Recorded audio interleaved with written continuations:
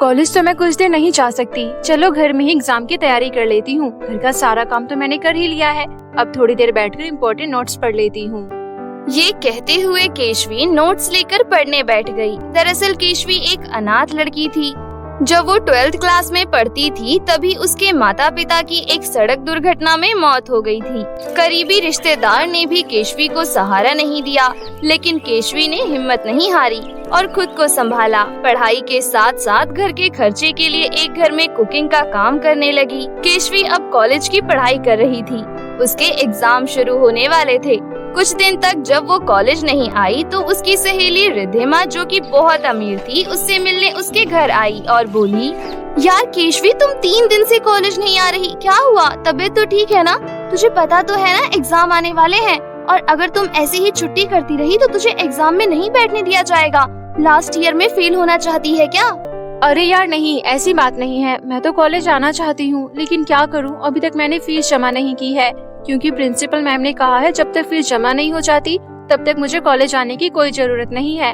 और जिस जगह मैं खाना बनाने का काम करती हूँ वो आंटी अभी शहर से बाहर गई है। वो कल वापस आ जाएंगी। फिर मैं कल उनसे पैसे लेकर कॉलेज की फीस जमा कर दूंगी। उसके बाद रेगुलर कॉलेज आया करूंगी। अगर पैसों की बात थी तो मुझसे मांग लेती। हाँ, मुझे अच्छी तरह पता है तू बहुत खुददार है। मुझसे पैसे कभी नहीं लेगी, जानती हूँ। लेकिन उधार मांगने में कैसी शर्म? जब तेरी आंटी आ जाती तब मुझे वापस कर देती। अगर कॉलेज से नाम कट जाता तो चल छोड़ ये सब बातें। मैं तुझे कुछ बताना चाहती हूँ। तुम्हें तो पता है हमारा लास्ट ईयर चल रहा है। अब मैं अपने दिल की बात राजीव को बता दूंगी। तू तो जानती है ना, मैं राजीव को पसंद करती हूँ और उसी से शादी करना चाहती हूँ। हाँ, मैं तो तुझे पहले ही कह रही थी, लेकिन तूने इतना समय लगा दिया अपने दिल की बात बताने में। वैसे भी कुछ ही दिन बचे हैं हमारे कॉलेज में, उसके बाद तो हम सभी अलग अलग हो जाएंगे। वैसे राजीव बहुत अच्छा लड़का है, तुम उसके साथ बहुत खुश रहोगी। केशवी और रिद्धिमा ने काफी देर तक बातें की। उसके बाद रिद्धिमा अपने घर वापस लौट आई। अगले दिन कॉलेज की फीस जमा कर केशवी फिर से रेगुलर कॉलेज आने लगी। कुछ दिन बाद फाइनल एग्जाम भी स्टार्ट हो गए, जहां केशवी का पूरा ध्यान एग्जाम में था। वहीं रिद्धिमा एग्जाम खत्म होने का इंतजार कर रही थी। फिर जैसे ही एग्जाम खत्म हुए, रिद्धिमा तुरंत राजीव के पास गई। इससे पहले कि वो उसे अपने दिल की बात बता पाती, तभी राजीव उससे बोला, अरे रिद्धिमा, आज तुम अकेले? तुम्हारी सहेली केशवी कहाँ है? उसे कुछ काम था इसलिए वो जल्दी चली गई। क्या तुम्हें उससे कुछ काम था? हाँ, वो क्या तुम उसे मेरा एक मैसेज दे दोगी? मैं उसे बहुत पसंद करता हूँ और उससे शादी करना चाहता हूँ। राजीव, ये तुम क्या कह रहे हो? तुम्हारा दिमाग तो ठीक है ना? तुम उस गरीब लड़की से शादी करोगे? उसकी शक्ल सूरत भी अच्छी नहीं है। कॉलेज की सुंदर सुंदर अमीर लड़कियां तुम्हें दिखाई नहीं दी जो तुम्हें वो सांवली लड़की पसंद आ गई? अपने आप को देखो, कितने हैंडसम और अमीर हो।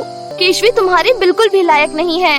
रिद्धिमा, तुम अपनी सहेली के बारे में ऐसा कैसे बोल सकती हो? मेरे लिए रंग रूप कोई मायने नहीं रखता, और न ही मुझे इस चीज से कोई फर्क पड़ता है कि केशवी गरीब है।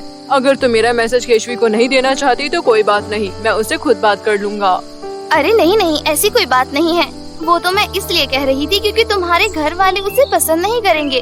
खैर कोई बात नहीं, तुम उसे चाहते हो तो मैं उससे बात कर लूँगी। ओके, पर उसका रिप्लाई मुझे जल्दी दे देना। मैं अपने माता पिता से बात कर लूँगा। ओह, मैं तो तुम्हें बताना भूल गई, उससे बात अभी हो नहीं पाएगी। वो तो 1 हफ्ते के लिए अपनी चचेरी मौसी के घर जा रही है। जैसे ही वो वापस आएगी मैं उससे बात कर लूँगी। और वैसे भी वो तुम्हें मना कर ही नहीं सकती, क्योंकि तुम इतने हैंडसम और अमीर जो हो। ये कहते हुए रिद्धिमा राजीव को झूठ बोलकर वहाँ से चली गई। फिर अगले दिन रिद्धिमा सुबह सुबह केशवी के घर गई। अरे रिद्धिमा, इतनी सुबह सुबह सब कुछ ठीक तो है ना? क्या तुमने राजीव से बात की? अभी नहीं करोगी तो देर हो जाएगी। अरे तुम कुछ बोलती क्यों नहीं? तुम कुछ बोलने दोगी तब तो मैं बोलूंगी ना। मैं बिल्कुल ठीक हूँ पगली, और मैंने राजीव से बात कर ली है और वो जल्द ही अपने पेरेंट्स को लेकर मेरे घर आएगा। वो मुझसे शादी करने के लिए तैयार है।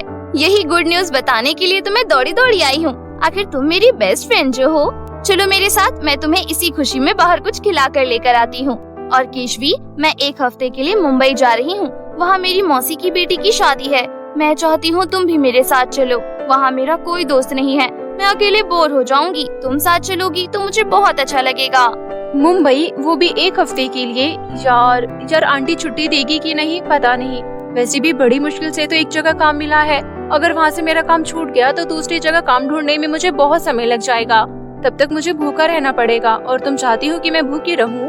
ऐसा कुछ भी नहीं होगा। जिस आंटी के यहाँ तुम काम करती हो, मेरी मम्मी की उनसे अच्छी जान पहचान है। वो तुम्हें काम पर से नहीं निकालेंगी और तुम्हें छुट्टी भी मिल जाएगी।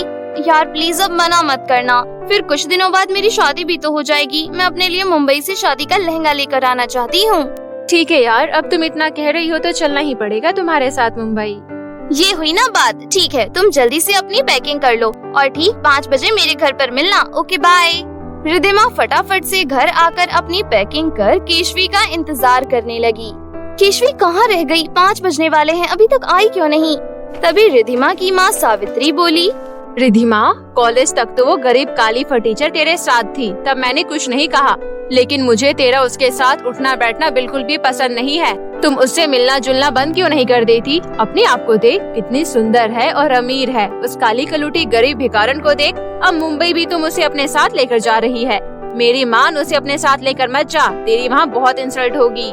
ये सब बातें दरवाजे पर खड़ी केशवी सुन रही थी। तभी रिद्धिमा की नजर केशवी पर गई। फिर वो अपनी माँ से बोली, मम्मी केशवी मेरी सबसे अच्छी दोस्त है और जहाँ मैं जाऊँगी वो भी मेरे साथ जाएगी। आपको मेरे दोस्त के बारे में इस तरह बातें करने का कोई हक नहीं। केशवी, मैं तुम्हारा कब से इंतजार कर रही थी, चलो वरना लेट हो जाएंगे। इतना कहकर रिद्धिमा अपना बैग लेकर केशवी के साथ घर से निकली। तभी केशवी रोते हुए रिद्धिमा से बोली, रिद्धिमा, जब तुम्हारी मम्मी मेरे बारे में ऐसा सोचती है तो तुम्हारे रिश्तेदार मेरे बारे में पता नहीं क्या सोचेंगे। और वहाँ तो शादी है। मुझे लगता है रिद्धिमा, तुम्हें अकेली ही शादी में जाना चाहिए। मेरा वहाँ जाना ठीक नहीं है। कहीं मेरी वजह से तुम्हारी वहाँ इंसल्ट ना हो जाए, और मैं नहीं चाहती मेरी वजह से मेरी सहेली की बेइज्जती हो। तुम मेरी सबसे अच्छी दोस्त हो, बस मुझे और कुछ नहीं सुनना। अब चुपचाप मेरे साथ चलो। ऐसा कहकर रिद्धिमा केशवी को एक जंगल के रास्ते ले जाने लगी। घना जंगल देख केशवी बोली, रिद्धिमा, हम तो मुंबई जा रहे थे ना, फिर हम इस जंगल में क्या कर रहे हैं? केशवी, तुम भी ना एकदम बेवकूफ हो। जब घर से निकले ही हैं तो थोड़ा घूमना फिरना तो बनता है। तुझे पता है ये जंगल बहुत ही सुंदर है। यहाँ पर हमें हरियाली देखने को मिलेगी और प्यारे प्यारे जानवर भी देखने को मिलेंगे। थोड़ी देर जंगल घूमने के बाद मुंबई जाने के लिए ट्रेन पकड़ लेंगे। तब तक थोड़ा जंगल में मौज मस्ती कर लेते हैं। ये कहते हुए रिद्धिमा अंदर ही अंदर बहुत जल रही थी। हाँ, मेरी सबसे अच्छी दोस्त माय फुट। मम्मी बिल्कुल ठीक ही कहती है, ये मेरी दोस्त बनने के लायक बिल्कुल भी नहीं है। मैं राजीव को तेरा कभी नहीं होने दूंगी। तेरी शादी में राजीव से कभी नहीं होने दूंगी। राजीव सिर्फ मेरा है, मेरा। रिद्धिमा ने केशवी से झूठ बोला था। उसकी चाची की बेटी की शादी नहीं थी और न ही उसे मुंबई जाना था। वो तो उसे जानबूझकर मुंबई जाने के बहाने जंगल लेकर आई थी ताकि वो केशवी को रास्ते से हटा सके। बस सही मौका मिल जाए, फिर मैं इस केशवी की बच्ची को हमेशा के लिए रास्ते से हटा दूंगी। काश कोई जंगली जानवर ही मिल जाता, मैं इसे उसके आगे फेंक देती। रिद्धिमा ऐसा सोच ही रही थी, तभी उन्हें किसी की चिल्लाने की आवाज सुनाई दी। उन दोनों ने देखा एक परी नदी में डूब रही थी। ये देख केशवी परी को बचाने तुरंत नदी में कूद गई और उसे बचाकर नदी किनारे ले आई। तुम्हारा बहुत बहुत धन्यवाद मेरी मदद करने के लिए। मुझे तैरना नहीं आता था और मैं इस नदी में गिर गई। अगर समय रहते तुम मेरी जान नहीं बचाती तो मैं मर चुकी होती। तुमने मेरी जान बचाई, इसलिए मैं तुम्हें कुछ देना चाहती हूँ। ये मेरे सोने और चांदी के 2 जादुई लहंगे हैं। तुम और तुम्हारी सहेली इसमें से अपने लिए लहंगा चुन सकती हो। परी की बात सुन रिद्धिमा मन ही मन बोली, केशवी से तो मैं बाद में निपट लूंगी। पहले परी का जादुई सोने और चांदी का लहंगा तो हासिल कर लूं। ऐसा मौका दोबारा नहीं मिलेगा। परी, जल्दी से बताओ इन दोनों जादुई सोने और चांदी के लहंगों की खासियत। अगर तुम जादुई सोने का लहंगा चुनती हो तो तुम अपनी हर इच्छा पूरी कर सकती हो और अपने पसंद के लड़के से शादी कर सकती हो। तुम दुनिया में जो भी चीज चाहोगी वो तुम्हें मिल जाएगा। और यदि तुम जादुई चांदी का लहंगा चुनती हो तो तुम्हारी शादी एक अच्छे और ईमानदार लड़के से होगी। साथ ही साथ तुम गरीब अनाथ लोगों की मदद भी कर पाओगी, लेकिन अपने लिए कुछ नहीं मांग सकती। तुम दोनों खुद डिसाइड कर लो तुम्हें कौन सा लहंगा चाहिए। ये सुनते ही रिद्धिमा मन ही मन खुश होते हुए बोली, अगर मैं जादुई सोने का लहंगा लूंगी तो मुझे राजीव मिल जाएगा। मेरी उससे शादी हो जाएगी और मैं जिस चीज को चाहूंगी मुझे वो सब मिल जाएगा। मुझे नहीं चाहिए नेक और ईमानदार इंसान और न ही मुझे गरीब अनाथ लोगों की मदद करनी है। मैंने कोई उनका ठेका नहीं ले रखा। इससे पहले कि केशवी जादुई सोने का लहंगा परी से मांग ले, मैं जल्दी से परी से मांग लेती हूँ। परी, मुझे जादुई सोने का लहंगा चाहिए। और तुम केशवी, तुम्हें नहीं चाहिए सोने का लहंगा? परी, मुझे तो जादुई चांदी का लहंगा ही चाहिए। अगर आपको ये लहंगा पहनने के बाद मुझे ऐसा जीवन साथी मिल जाता है जो नेक और ईमानदार हो, इससे बड़ी खुशी की बात मेरे लिए कोई और हो ही नहीं सकती। और साथ ही साथ मुझे गरीब अनाथ लोगों की मदद करके पुण्य का काम करने का मौका मिलेगा, जो मैं हमेशा से करना चाहती थी, लेकिन गरीबी की वजह से कभी कर नहीं पाई। केशवी, तुम बहुत अच्छा सोचती हो। तुम्हारा मन बहुत सुंदर है। ये लो, तुम अपना लहंगा ले जा सकती हो। परी दोनों को अपना जादुई सोने और चांदी का लहंगा देकर वहाँ से अदृश्य हो गई। फिर दोनों सहेलियाँ खुशी खुशी अपना जादुई लहंगा लेकर वापस घर लौट आई। घर पहुंचकर केशवी ने जब जादुई चांदी के लहंगे को पहना तो वो बहुत ही सुंदर दिखने लगी। इतना ही नहीं, उसका घर सोने और चांदी के सिक्कों से भर गया। वहीं दूसरी तरफ रिद्धिमा अपनी माँ को जादुई सोने के लहंगे का जादू दिखा रही थी। मम्मी, मैं जादुई सोने के लहंगे की मदद से कुछ भी चीज मांग सकती हूँ। मेरी हर ख्वाहिश पूरी हो सकती है। आपको यकीन नहीं हो रहा ना? मैं अभी आपको दिखाती हूँ। जादुई सोने के लहंगे मेरा घर सोने का बन जाए। रिद्धिमा के इतना कहते ही उसका घर सोने का बन गया। मम्मी, मैं आपको भी सोने का बना सकती हूँ। जादुई सोने के लहंगे मेरी मम्मी को सोने का बना दो। मेरी मम्मी आप भी सोने की बन गई। जादुई लहंगा मेरी मम्मी को पहले जैसा कर दो। तभी जादुई लहंगे में से आवाज आई, नहीं नहीं, तुम्हारी मम्मी अब सोने की बनी रहेगी। वो अब ठीक नहीं हो सकती, क्योंकि एक बार मांगी गई इच्छा पूरी हो जाने के बाद वापस बदल नहीं सकती। प्लीज मेरी मम्मी को ठीक कर दो। मैं मम्मी के बिना कैसे रहूंगी? मुझे जादुई सोने का लहंगा नहीं चाहिए। मुझे मेरी मम्मी वापस चाहिए। रिद्धिमा रोते हुए मदद मांगने केशवी के घर जा पहुंची। केशवी, मुझे माफ कर दो। तुम मेरी कितनी अच्छी दोस्त हो, पर मैं बहुत बुरी हूँ। मैं तुम्हारी जान लेना चाहती थी। पता है, राजीव मुझे पसंद नहीं करता। वो तुम्हें पसंद करता है और तुमसे शादी करना चाहता है। और मैं तुम्हें मुंबई नहीं ले जा रही थी, बल्कि जंगल ले जाकर तुम्हें मारना चाहती थी, ताकि तुम मेरे रास्ते से हट जाओ। लेकिन देखो, मुझे मेरे किए की सजा मिल गई। मेरी माँ सोने की मूर्ति बन गई। रिद्धिमा, तुम्हें अपने किए पर पछतावा है, इसलिए मैंने तुम्हें माफ किया। तुम मेरी सबसे अच्छी दोस्त हो और हमेशा रहोगी। केशवी के माफ करते ही रिद्धिमा की माँ सावित्री पहले जैसी हो गई। इस तरह सब कुछ ठीक हो गया। फिर रिद्धिमा ने अपनी सहेली केशवी की शादी की सारी तैयारियां खुद अपने हाथों से की और बहुत धूमधाम से केशवी की शादी राजीव से करवाई। बहुत समय पहले की बात है। किसी गांव में राधिका अपने माता पिता के साथ रहती थी। राधिका की माँ सुनीता एक बहुत ही गंभीर बीमारी की शिकार थी और राधिका का पिता किशन एक शराबी था। किशन कोई भी काम धंधा नहीं करता था, बस 24 घंटे शराब के नशे में धुत रहता था।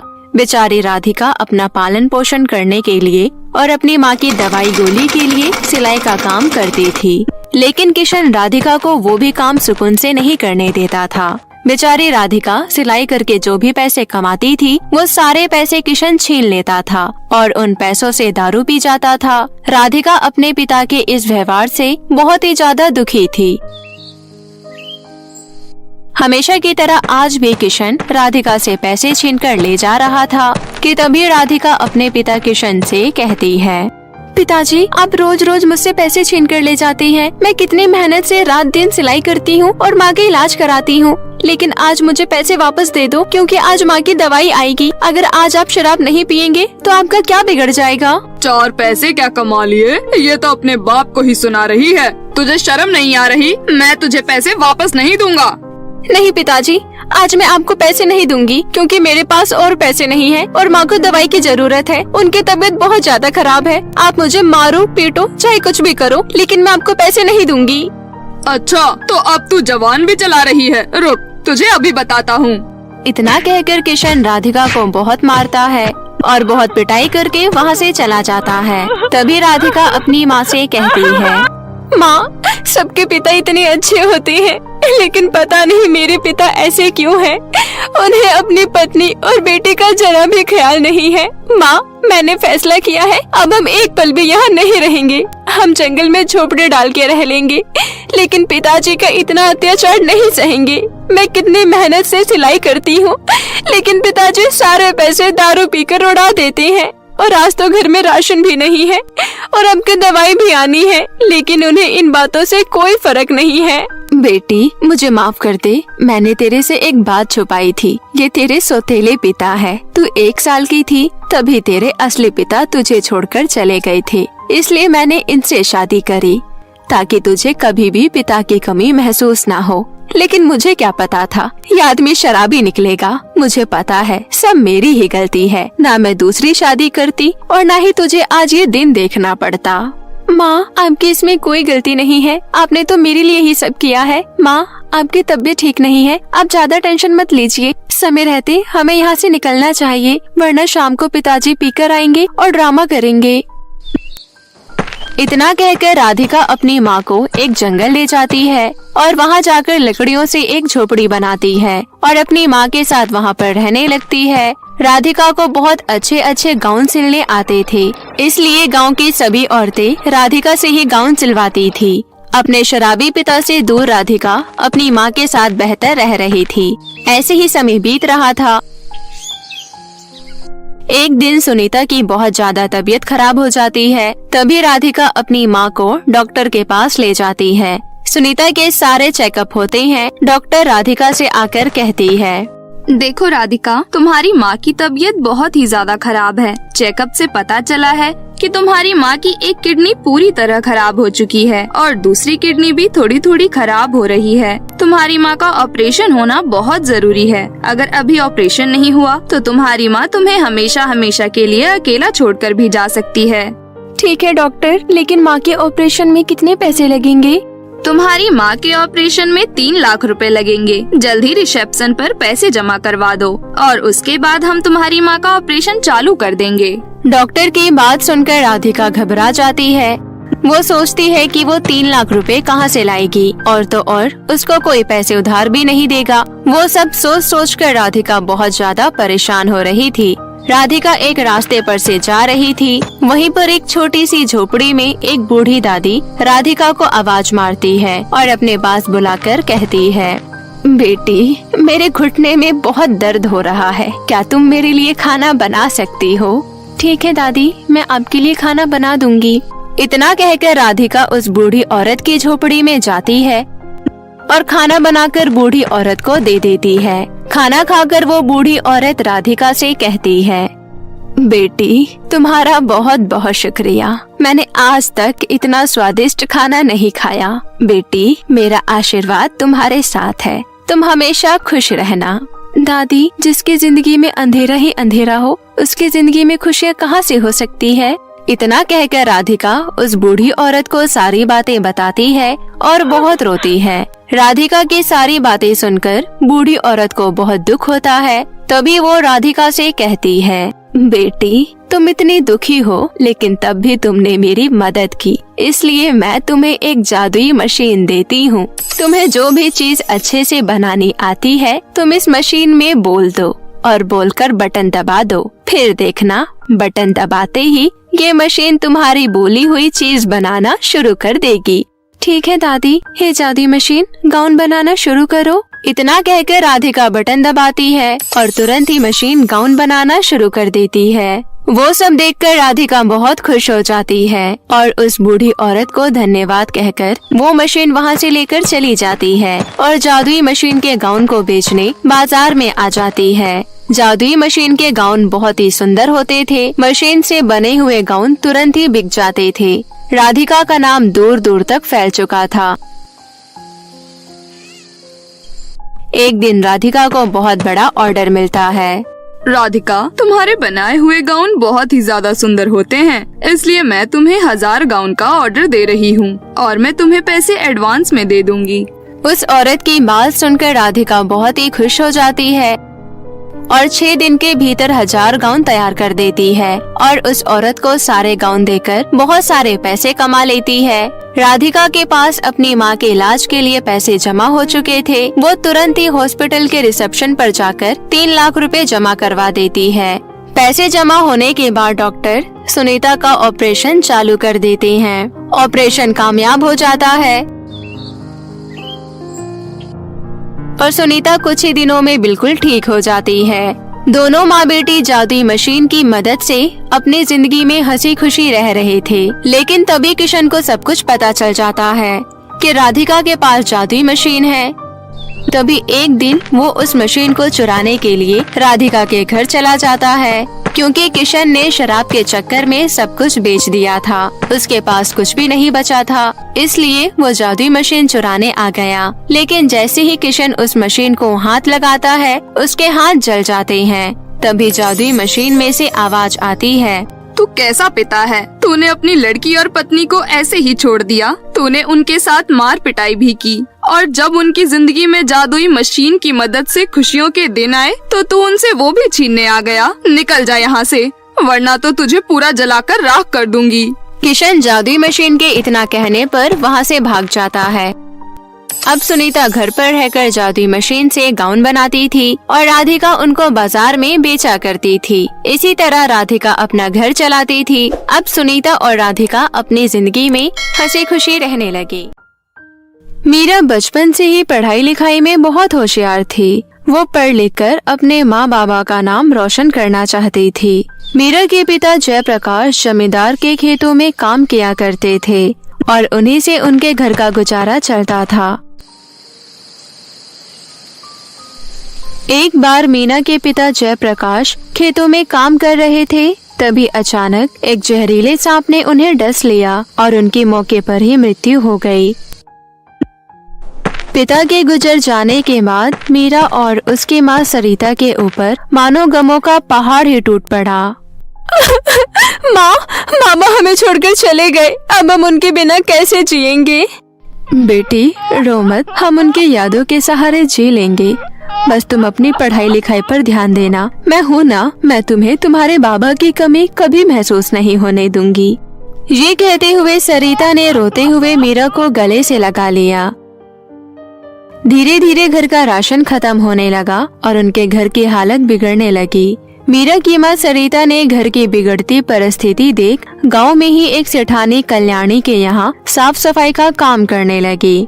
वहीं मीरा मन लगाकर अपनी पढ़ाई करने लगी। ऐसे ही दिन बीत रहे थे। फिर एक दिन अचानक सरिता का स्वास्थ्य बिगड़ने लगा और वो बीमार रहने लगी। सरिता बड़ी मुश्किल से काम पर जाने के लिए तैयार हुई। भगवान जी, मुझे हिम्मत दो, मुझे अपनी बेटी के लिए खड़ा होना है। अगर मैं बिस्तर में पड़ गई तो घर का खर्चा कैसे चलेगा और मैं अपनी बेटी को कैसे पढ़ाऊंगी? अपनी माँ की बिगड़ती हालत देखकर मीरा बोली, माँ आप आराम कीजिए, आपको काम पर जाने की जरूरत नहीं, आपके बदले मैं काम पर जाया करूँगी। बेटी तुम काम करने कैसे जाओगी? तुम्हें सुबह सवेरे स्कूल भी तो जाना होता है। उसकी चिंता आप मत करो माँ, मैं सुबह जल्दी उठकर सेठानी के घर का सारा काम खत्म करके वहीं से सीधे स्कूल चली जाऊंगी। बस आप अपना ध्यान रखना। इतना कहकर मीरा सेठानी के घर काम करने चली गई। वहाँ पहुँचने के बाद मीरा को देख सेठानी कल्याणी ने पूछा, तुम कौन हो और यहाँ क्या कर रही हो? जी मैं मीरा हूँ। मेरी माँ सरिता आपके यहाँ काम करने आती है ना, अब से मैं अपनी माँ की जगह यहाँ पर काम करूँगी क्योंकि मेरी माँ बीमार है। अच्छा, तो तुम सरिता की बेटी हो। सारा काम अच्छे से करना, मुझे साफ सफाई बहुत ही ज्यादा पसंद है। समझ आ गई मेरी बात? सेठानी कल्याणी मीरा को ये सब बोल ही रही थी कि तभी कल्याणी की बेटी जानवी वहाँ आई और मीरा को देखकर हैरानी से बोली, मॉम ये लड़की यहाँ क्या कर रही है? बेटी ये काम वाली की बेटी है, इसकी माँ की तबीयत ठीक नहीं है, इसलिए अब से ये हमारे घर पर काम करेगी। तो मीरा को जानती हो क्या? हाँ मॉम, ये मेरी ही क्लास में पढ़ती है और पढ़ाई में बहुत होशियार है। क्लास में हमेशा फर्स्ट आती है, टीचर भी इसकी बहुत तारीफ करते हैं। अरे वाह, ये तो बहुत अच्छी बात है। तुम्हें मीरा से कुछ सीखना चाहिए। देखो पढ़ाई के साथ साथ कितनी मेहनती भी है। अपनी माँ की ये बात सुन जानवी गुस्से से अपने कमरे में चली गई। वहीं दूसरी ओर मीरा घर की साफ सफाई में जुट गई। काम खत्म कर मीरा जल्दी जल्दी कदम बढ़ाते हुए जब स्कूल पहुंची, कक्षा में पहुंचते ही जानवी अपनी सहेलियों के साथ मीरा का मजाक उड़ाते हुए बोली, अरे देखो देखो काम वाली आ रही है। सुनो मीरा, मेरे डेस्क पर बहुत गंदगी जमी है, जरा यहाँ आकर साफ कर देना। मॉम से कहकर मैं तुम्हें इसके भी पैसे दिला दूंगी। जानवी की बात सुनकर क्लास में मौजूद सभी लड़कियाँ मीरा पर हंसने लगी। मीरा उन सब बातों को अनसुना कर जैसे ही अपने डेस्क पर बैठने लगी तभी जानवी बोली, अरे रुक, तू हमारे बराबर नहीं बैठ सकती। तेरी औकात जमीन पर बैठने की है, समझी? झाड़ू पोछा वाली, चल जमीन पर बैठ। ये ज्ञान का मंदिर है जहाँ अमीर गरीब छूत अछूत सभी को एक ही छत के नीचे शिक्षा दी जाती है। चल चल, हमें मत सिखा ज्ञान की बातें, हम तुझे अपने साथ नहीं बैठने देंगे, समझी? जानवी और कक्षा की सभी अमीर लड़कियां मीरा को अपने साथ डेस्क पर बैठने नहीं देती। दुखी होकर मीरा जमीन पर बैठकर पढ़ाई करने लगी। ऐसे ही कुछ दिन बीत गए। फाइनल परीक्षा शुरू होने में 1 महीना बाकी था। मीरा काम करने के साथ साथ परीक्षा की तैयारी रात भर जागकर खूब मेहनत और लगन से करने लगी। वहीं दूसरी ओर कल्याणी ने जानवी से कहा, बेटा तुम्हारे फाइनल एग्जाम शुरू होने वाले हैं। अगर तुम भी इस बार मीरा की तरह अच्छे नंबरों से पास हुई तो मैं तुम्हें आईफोन खरीद कर दूंगी। माँ की बात सुन जानवी का खुशी का ठिकाना नहीं रहा, लेकिन मन ही मन मीरा का नाम सुनते ही जल उठी। इस मीरा के रहते मैं क्लास में कभी फर्स्ट नहीं आ सकती। अब टीचर के साथ साथ मॉम भी उस नौकरानी की तारीफ करने लगी। उसका कुछ करना पड़ेगा। देखती हूँ इस बार कैसे क्लास में फर्स्ट आती है।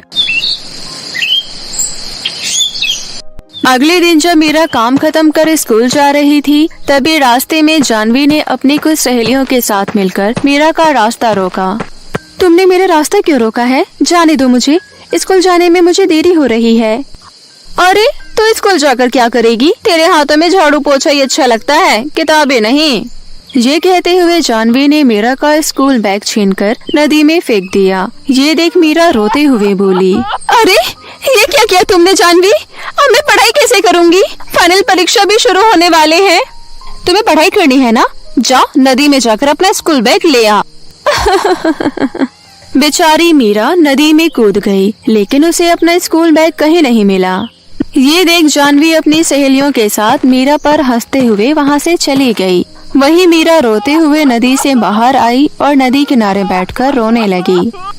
मेरे पास तो इतने पैसे भी नहीं हैं कि मैं नई किताबें और नया स्कूल बैग खरीद सकूं। अब मैं स्कूल कैसे जाऊंगी? मेरा ये साल बर्बाद हो जाएगा। ये कहते हुए मीरा फूट फूट कर रोने लगी। तभी आसमान से सिंड्रेला परी गुजर रही थी। मीरा को रोते हुए देख सिंड्रेला परी बोली, अरे ये लड़की इस तरह रो क्यों रही है? मुझे चलकर पूछना चाहिए। ये कहते हुए सिंड्रेला परी मीरा के पास गई और उसके रोने का कारण पूछा। तुम रो क्यों रही हो? क्या हुआ? बताओ मुझे, शायद तुम्हारी मैं कोई मदद कर सकूं।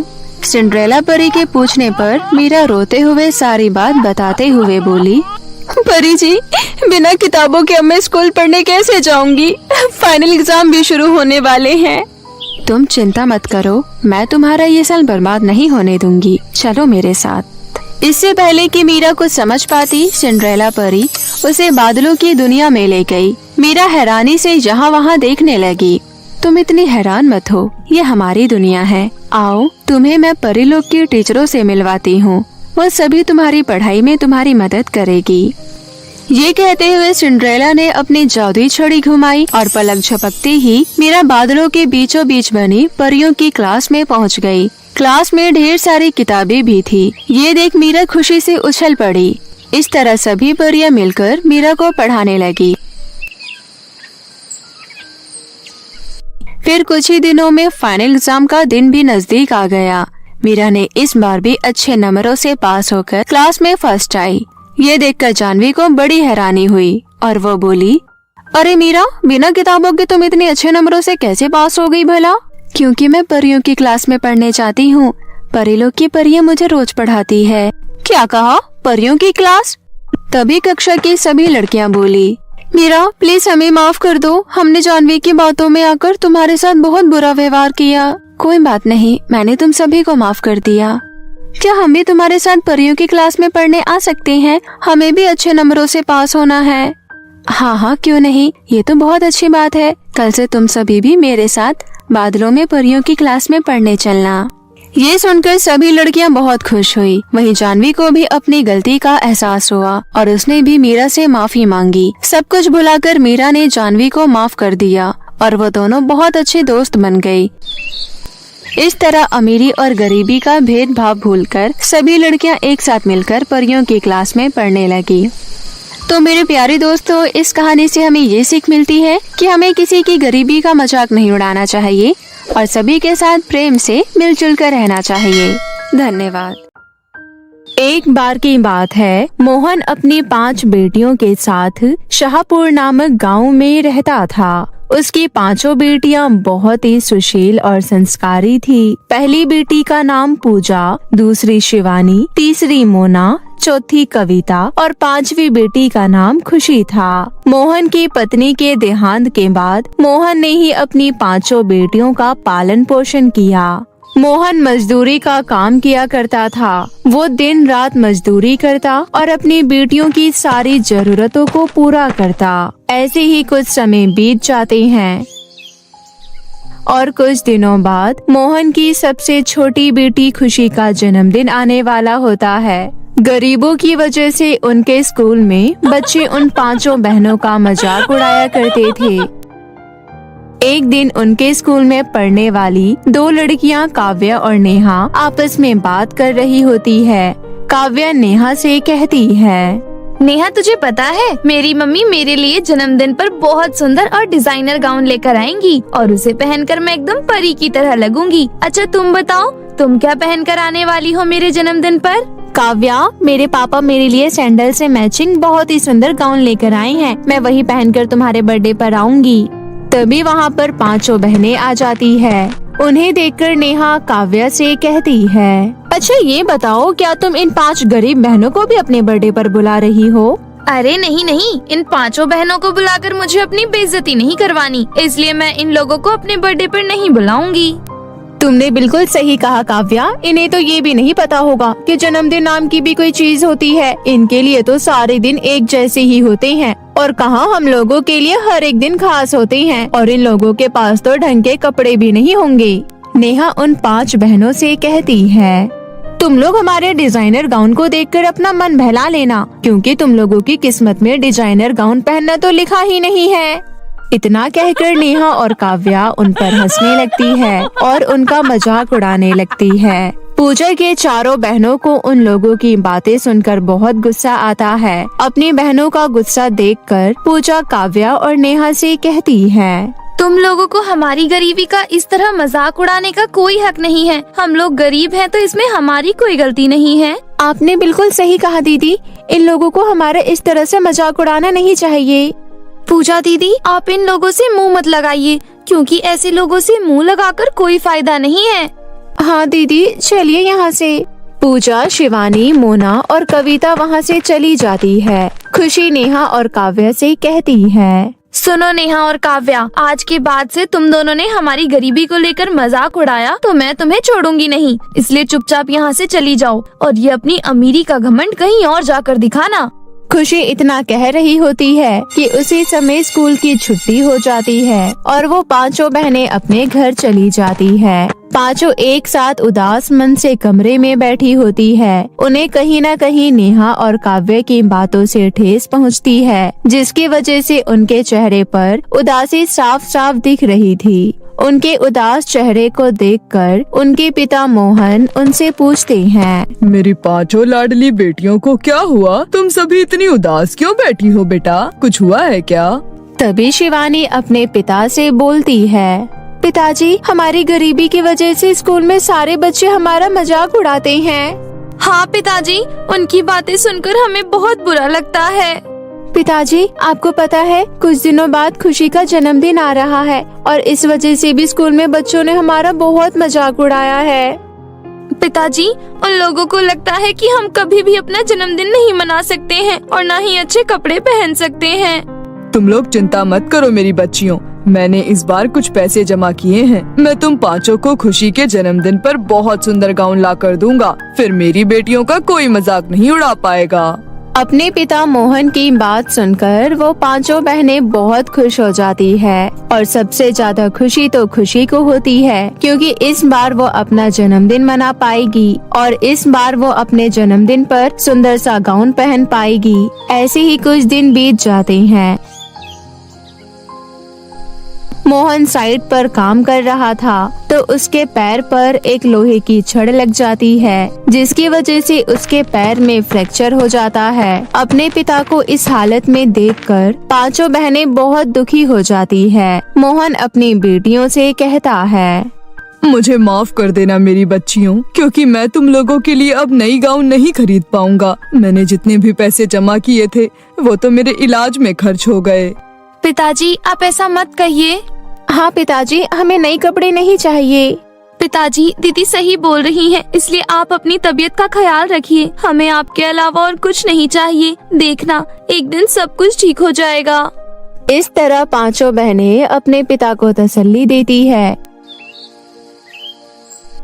और कुछ दिन बाद खुशी का जन्मदिन आ जाता है, लेकिन अभी भी मोहन के तबीयत में ज्यादा सुधार नहीं था, इसलिए खुशी अपना जन्मदिन नहीं मना पाती है। पांचों बहनें अपने घर के पीछे वाले पार्क में बैठकर एक दूसरे से बातें कर रही होती है। खुशी अपनी बहनों से बोलती है, दीदी वैसे सच कहें काव्या और नेहा की किस्मत कितनी अच्छी है ना। तुमने सही कहा, उन लोगों के पास भगवान का दिया सब कुछ है। हाँ, उनकी जिंदगी में किसी तरह की कोई भी कमी नहीं है। वो जो चाहे वो खरीद सकती हैं। शायद तभी उन लोगों को अपने ऊपर इतना घमंड है। आज काव्या अपना जन्मदिन कितने अच्छे से सेलिब्रेट कर रही होगी, और यहाँ तो मेरे पास ढंग के कपड़े भी नहीं है पहनने के लिए। काश हम लोगों की भी अच्छी किस्मत होती तो हम भी तुम्हारा जन्मदिन सेलिब्रेट कर पाते। इसी तरह वो पांचों बहनें अपने दुखों को बयां कर रही होती है। तभी वहाँ अचानक एक सुंदर सी परी प्रकट हो जाती है और उन लोगों के पास जाती है। परी को देखकर पांचों बहनें हैरान हो जाती है और परी उन पांचों बहनों से कहती है, सुनो, मैं परी लोग से यहाँ तुम लोगों की मदद करने आई हूँ। तुम्हारी इन दुख भरी बातों को सुनकर मैं तुम्हारी मदद करना चाहती हूँ। परी जी, आप हमारी मदद कैसे करेंगी? उसी समय वो परी 5 जादुई गाउन वाले घर प्रकट कर देती है और कहती है, ये जादुई 5 गाउन घर है और मैं तुम पांचों को ये देना चाहती हूँ। ये जादुई 5 गाउन घर तुम लोगों की सारी इच्छाओं को पूरी करेगा। अगर तुम चाहो तो तुम लोग इसके अंदर रह भी सकती हो, लेकिन हाँ, तुम लोगों को एक बात का ध्यान रखना होगा। तुम्हें इन जादुई 5 गाउन वाले घर के बारे में किसी को भी नहीं बताना होगा। आपका बहुत बहुत धन्यवाद परी जी, आपने हमारी बहुत बड़ी मदद की है। आपकी वजह से अब से हम सब अमीरी की खुशी का आनंद ले पाएंगे, इसलिए आपका बहुत बहुत शुक्रिया परी जी। हम आपका ये उपकार कभी नहीं भूल पाएंगे। और इस तरह से वो 5 बहनें परी का धन्यवाद करती है और वो परी पांचों बहनों को जादुई गाउन घर देकर वहाँ से चली जाती है। उसके बाद वो पांचों बहनें अपने पिता को सारी बात बताती है और वो पांचों अपने पिता मोहन को लेकर जादुई गाउन वाले घर में चली जाती है। पूजा अपने जादुई गाउन वाले घर से बोलती है, हे जादुई गाउन घर, आज मेरी छोटी बहन खुशी का जन्मदिन है, इसलिए उसका जन्मदिन सेलिब्रेट करने के लिए तुम मुझे एक बड़ा सा केक दे दो और मेरे पिताजी को पहले की तरह ठीक कर दो। पूजा के इतना कहते ही वहाँ पर एक सुंदर और बड़ा केक प्रकट हो जाता है और उसके पिता भी पहले की तरह बिल्कुल ठीक हो जाते हैं। पांचों बहनें अपने गाउन वाले घर से सुंदर सुंदर कपड़े और खाने पीने की चीजें मांगती है और उन पांचों की सारी इच्छाएं पूरी हो जाती है और पांचों बहनें सुंदर सुंदर गाउन पहनकर तैयार हो जाती है और खुशी का जन्मदिन खुशी खुशी सेलिब्रेट करते हैं। अगले दिन बहनें स्कूल जाती है तो काव्या और नेहा से कहती है, तुम लोगों को इस बात का अंदाजा भी नहीं होगा कि इस बार हमने भी अपनी बहन खुशी का जन्मदिन कितने अच्छे से सेलिब्रेट किया है। और हमने तुमसे भी अच्छी डिजाइनर गाउन पहनी थी और बहुत ही स्वादिष्ट स्वादिष्ट खाना भी खाया था। तुम लोगों को ये झूठे बहाने बनाने की कोई जरूरत नहीं है, क्योंकि हम लोगों को तुम्हारी गरीबी के बारे में अच्छे से पता है, इसलिए ये फालतू का फेंकना बंद करो। मैं सच कह रही हूँ, हमें एक परी ने जादुई 5 गाउन वाले घर दिए हैं और हम लोग गाउन से जो कुछ भी मांगते हैं वो हमें मिल जाता है। हाँ, मोना सही कह रही है। अगर तुम लोगों को हमारी बातों पर भरोसा नहीं होता तो तुम लोग स्कूल की छुट्टी होने के बाद हमारे साथ हमारे घर चलकर देख सकती हो। इस तरह काव्या और नेहा मोना और कविता की बातें सुनकर हैरान हो जाती है और स्कूल की छुट्टी होने के बाद मोना और कविता काव्या और नेहा को जादुई गाउन घर दिखाने लेकर जाती है और गाउन के सामने ले जाकर कहती है, हे जादुई गाउन, तुम मुझे जल्दी से स्वादिष्ट खीर और पूरी दे दो। लेकिन इस बार मोना के ऐसा कहते ही वो जादुई गाउन वहाँ से गायब हो जाता है और ऐसे ही कविता भी अपने जादुई गाउन वाले घर से कुछ मांगती है तो उसका भी जादुई गाउन घर गायब हो जाता है और इस तरह पांचों जादुई गाउन घर गायब हो जाते हैं। काव्या और नेहा मोना और कविता पर हंसने लगती है और वहाँ से हंसती हुई चली जाती है और जब इस बात का पता तीनों बहनों को चलता है तो पूजा कहती है, कविता और मोना, ये तुम दोनों ने क्या किया? तुम दोनों पागल हो गई हो क्या? तुम दोनों इतनी नासमझ कैसे हो सकती हो? उस परी ने जादुई गाउन घर के बारे में किसी को बताने के लिए मना किया था। आज तुम दोनों की वजह से सब कुछ खराब हो गया। दीदी, आज आपके लापरवाही की वजह से वो जादुई गाउन घर हमारे पास नहीं है। अब हम लोग क्या करेंगे? हमें माफ कर दो प्लीज। हाँ दीदी, हम दोनों को माफ कर दीजिए, हमसे गलती हो गई। उसी समय वो परी वहाँ प्रकट हो जाती है और मोना और कविता से कहती है, मोना और कविता, मैंने उन जादुई गाउन घर के बारे में किसी को बताने से इसलिए मना किया था क्योंकि अगर किसी लालची और बेईमान इंसान के हाथ जादुई गाउन लग जाता तो वो लोग इसका गलत उपयोग करते। इसलिए अब तुम्हें अपनी गलती का एहसास हो गया है तो वो जादुई 5 गाउन घर तुम्हारे पास वापस आ जाएंगे और फिर से तुम्हारी सारी इच्छाओं को पूरी करेंगे। लेकिन आगे से इस बात का ध्यान रखना, इन जादुई 5 गाउन घर की सच्चाई अब किसी को मत बताना। अच्छा, अब मैं चलती हूँ। उस परी के वहाँ से जाते ही जादुई 5 गाउन घर वहाँ पर फिर से प्रकट हो जाते हैं और उस दिन के बाद से पांचों बहनें खुशी खुशी जादुई गाउन घर में रहने लगते हैं और उनके पास किसी भी चीज की कोई कमी नहीं होती है और वो लोग अपना जीवन खुशी खुशी बिताते हैं।